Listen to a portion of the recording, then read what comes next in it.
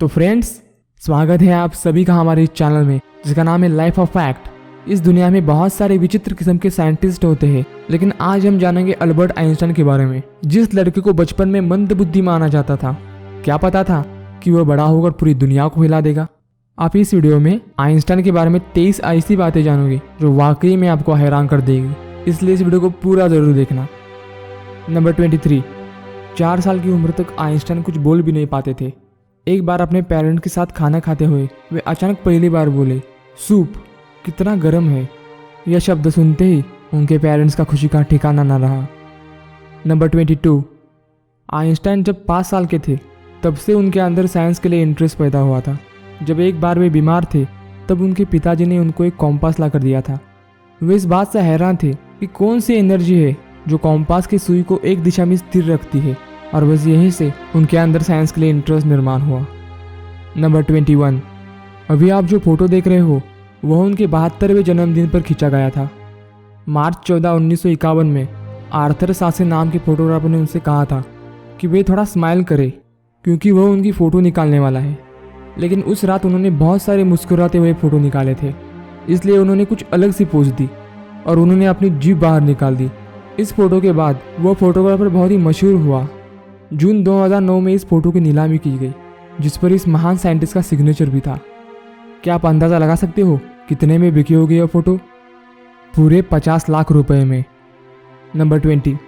Einstein को violin बजाना बेहद ही पसंद था। वायलिन बजा के वे अपने दिमाग को रिफ्रेश करते थे।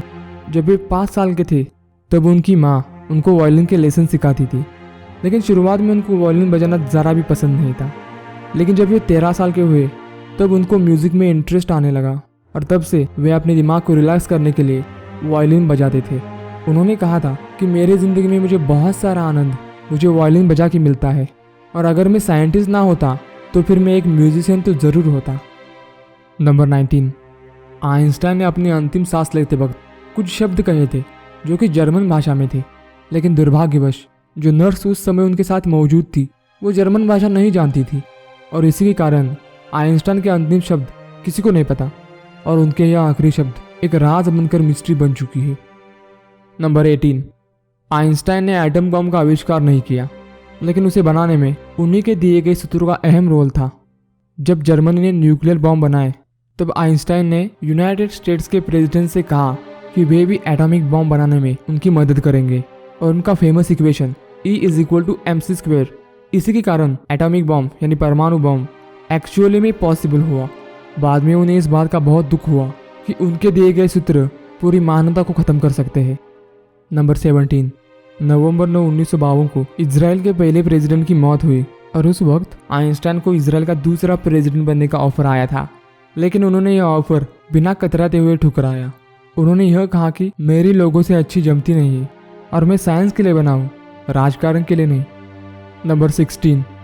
आइंस्टाइन को सिगार बहुत अच्छा लगता था और वो सिगार हमेशा पीते थे। आप उनकी बहुत सारी फ़ोटोज़ देख सकते हो जिसमें वे सिगार पीते थे।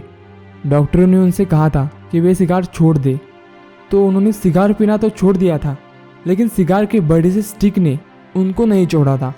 सिगार छोड़ने के बाद भी वे हमेशा सिगार की बड़ी सी स्टिक अपने मुंह में लेकर घूमते थे। नंबर 15। आपका फेवरेट साइंटिस्ट कौन है? मुझे कमेंट में बताना। शायद आप में से बहुत सारे लोगों का फेवरेट साइंटिस्ट अल्बर्ट आइंस्टाइन ही होंगे, लेकिन क्या आपको पता है कि आइंस्टाइन के फेवरेट साइंटिस्ट कौन थे? Sir Galileo Galilei. Number 14। Einstein को नाव चलाना और नौका विहार करना बहुत अच्छा लगता था, लेकिन उनको तैरना नहीं आता था। फिर भी वो अपनी बोट को लेकर, जिसका नाम था टिनेफ, उसको लेकर समंदर की सैर पर जाते थे। तैरना नहीं आता, इस कारण की वजह से उन्होंने कभी भी अपनी हॉबी को ख़त्म नहीं किया। नंबर 13। आइंस्टाइन ने एक पालतू बिल्ली पाली थी जिसका नाम था टाइगर। जब बारिश होती थी तब वो बिल्ली हमेशा उदास होती थी। आइंस्टाइन को यह बात पता थी, इसलिए वे उस बिल्ली की सहानुभूति के लिए कहते, मुझे पता है तुम्हारे साथ नाइंसाफ़ी हो रही है, लेकिन मैं क्या कर सकता हूँ? अगर मुझे पता होता कि इस बारिश को कैसे रोकते हैं तो ये मैं तुम्हारे लिए ज़रूर करता। नंबर 12। जब आइंस्टाइन कॉलेज जाते थे तब बहुत सारे प्रोफेसर्स उसको क्लास से बाहर निकालते थे क्योंकि वह सवाल ही ऐसे पूछते थे। वे अपनी चतुराई से प्रोफेसर्स को हमेशा इरिटेट करते थे। वे ऐसे अजीबोगरीब क्वेश्चन पूछते थे जो प्रोफेसर्स के दिमाग के ऊपर से जाते थे और इसलिए वे इतने जीनियस थे। नंबर 11, एक जीनियस होते हुए भी इस महान साइंटिस्ट की याददाश्त बेहद कमज़ोर थी।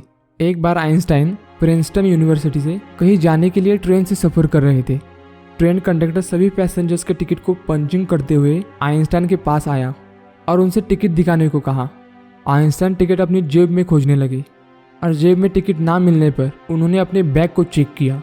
जब बैग में भी टिकट नहीं मिला तो वो अपनी सीट के आसपास खोजने लगे। कंडक्टर आइंस्टाइन को अच्छी तरह से पहचानता था।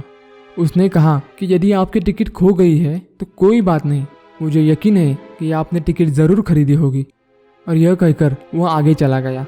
लेकिन जब उसने देखा कि अभी भी आइंस्टाइन अपनी सीट के नीचे टिकट को ढूंढ रहे हैं तो वो फिर से आइंस्टाइन के पास आया और उनसे कहा कि वे टिकट के लिए परेशान ना हो, उनसे टिकट नहीं मांगा जाएगा। कंडक्टर की यह बात सुनकर आइंस्टाइन ने कहा, वो सब तो ठीक है, लेकिन बिना टिकट के मुझे पता कैसे चलेगा कि मैं जा कहाँ रहा हूँ। नंबर 10, आइंस्टाइन एक निर्वासित थे। जर्मनी में जब हिटलर का साम्राज्य आया तब उन्हें ऐसा महसूस हुआ कि वहाँ पर उनकी जान को खतरा है। तब वे बेल्जियम में चले गए। बेल्जियम में उनको पता चला कि उनकी बोट और उनका मकान जब्त हो चुका है। तब वे वहाँ से सीधे इंग्लैंड चले गए और वहाँ पर कुछ समय रहने के बाद वे हमेशा के लिए अमेरिका में स्थायिक हुए। नंबर 9, अमेरिका में जाने के बाद आइंस्टाइन एक संस्था के सदस्य बने जिसका नाम था national association for the advancement of coloured people. यह संस्था काले लोगों के लिए काम करती थी।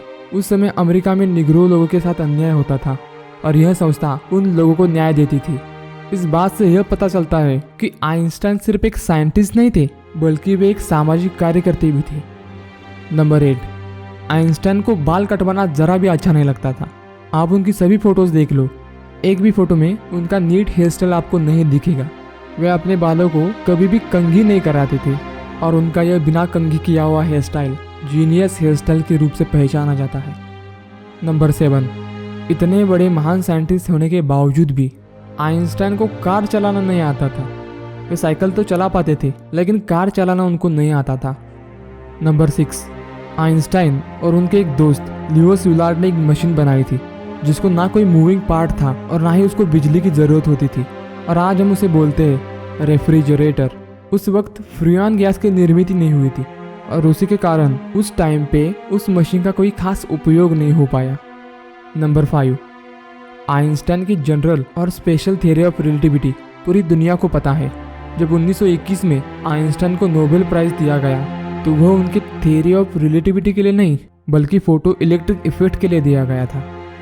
नंबर 4, आइंस्टाइन की एक ऐसी भी थियरी थी जो बिग बैंग थियरी के बिल्कुल अपोजिट थी, जिसमें उन्होंने कहा था कि इस ब्रह्मांड का जन्म धीरे धीरे हुआ है, ना कि एक सेकंड में। लेकिन बाद में उन्होंने यह थियरी कैंसिल कर दी और उसके पेपर्स भी पब्लिश नहीं किए। नंबर 3, आइंस्टाइन अपना ऑटोग्राफ देने के लिए $1 लेते थे और एक फ़ोटो खिंचवाने के लिए $5 लेते थे और यह सारा पैसा चैरिटी में देते थे। नंबर 2, जब आइंस्टाइन की मृत्यु हुई तब थॉमस हार्वे नाम के साइंटिस्ट ने आइंस्टाइन की फैमिली की इजाज़त लिए बगैर उनके दिमाग को निकाल लिया और 20 साल जार की बोतल में अपने पास रखा। इस हरकत के लिए उन पर लीगल कार्रवाई भी हुई। इस पर उन्होंने कहा कि सिर्फ रिसर्च के लिए उन्होंने ऐसा किया था। बाद में उन्होंने आइंस्टाइन का दिमाग वापस कर दिया जो आज भी फिलाडेल्फिया के म्यूजियम में मौजूद है। नंबर 1, आइंस्टाइन चाहते तो और भी जी सकते थे।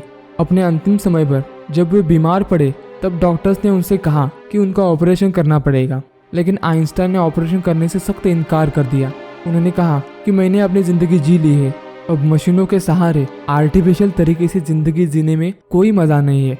ऐसा कहते हुए उन्होंने ऑपरेशन नहीं करवाया। तो दोस्तों, आपको ये वीडियो कैसा लगा मुझे कमेंट में बताना, और अगर आप इस चैनल पर पहली बार आए हैं तो चैनल को सब्सक्राइब करें और उस नोटिफिकेशन बेल को भी प्रेस करें। तो फिर मिलता हूँ आपसे एक नई इन्फॉर्मेटिव वीडियो के साथ। तब तक के लिए जय हिंद।